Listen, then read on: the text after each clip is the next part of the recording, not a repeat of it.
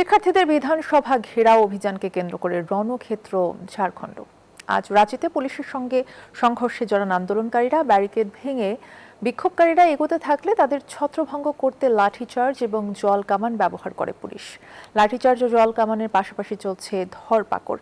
এর মধ্যেই প্রশ্ন ফাঁস মামলায় জেপিএসসির সাবেক চেয়ারম্যানকে গ্রেফতার করা হয়েছে। এদিকে বিজেপি নেতারা মুখ্যমন্ত্রী হেমন্ত সোরেনের বাসভবনের সামনে অবস্থান বিক্ষোভ করেন রাজ্যের সাবেক মুখ্যমন্ত্রী বাবুলাল মারান্ডি সহ বিজেপি নেতারা। ফলে আন্দোলন ঘিরে তীব্র হচ্ছে সরকার বিজেপির রাজনৈতিক সংঘাত। এ বিষয়ে সর্বশেষ খবর জানাতে কলকাতা থেকে আমাদের সাথে যুক্ত আছেন সহকর্মী ভাস্কর সর্দার। ভাস্কর, জানাবেন যে পুরো ঝাড়খণ্ডে ছড়িয়ে পড়েছে শিক্ষার্থীদের আন্দোলন, আমরা জানি। এখন সেখানে কেমন অবস্থা এবং আপনার কাছে সবশেষ কি তথ্য রয়েছে? ধন্যবাদ অর্থী। যেমনটা বললেন যে শিক্ষার্থীদের আন্দোলন যে ঝাড়খণ্ড, ভারতের যে ঝাড়খণ্ড রাজ্য, সেখানে ছড়িয়ে পড়েছে। তবে সার্বিক পরিস্থিতিটা এখন সবশেষ পরিস্থিতি যেটা বলা যায়, আন্দোলন থেমেছে কিন্তু চাপা উত্তেজনা ওখানে বিরাজ করছে এবং 6 জন যে শিক্ষার্থী বা জেনজি যাদের বলা হচ্ছে, তারা কিন্তু 16 দিন, আজকে 17তম দিন তারা কিন্তু অনশন চালাচ্ছে। এখনো পর্যন্ত সার্বিক পরিস্থিতি এইটাই।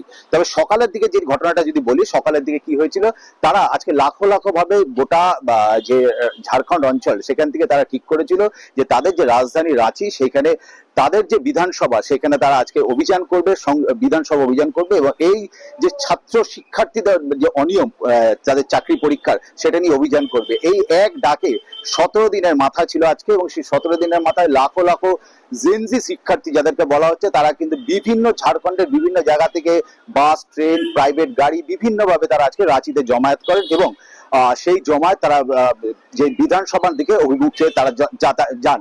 এবং অপরদিকে কিন্তু পুলিশ জানতো আজকে সেখানে বড়ভাবে একটা জমায়েত হচ্ছে এবং একটা বড় কোনো ঘটনা ঘটতে চলেছে। তারাও কিন্তু কাঁটাতারের বিভিন্ন ব্যারিকেড দিয়ে সেই যে বিধানসভা কিন্তু আটকে রেখেছিল। কিন্তু জেনজি শিক্ষার্থী বলে কথা বা শিক্ষার্থী যে তরুণ, তারা কিন্তু সেই কাঁটাতার পাটকে টপকে যায়। সর্বশেষ তথ্য আমার কাছে এটাই থাকছে। ধন্যবাদ আপনাকে যুক্ত হওয়ার জন্য। ভাস্কর সর্দার জানাচ্ছিলেন কলকাতা থেকে।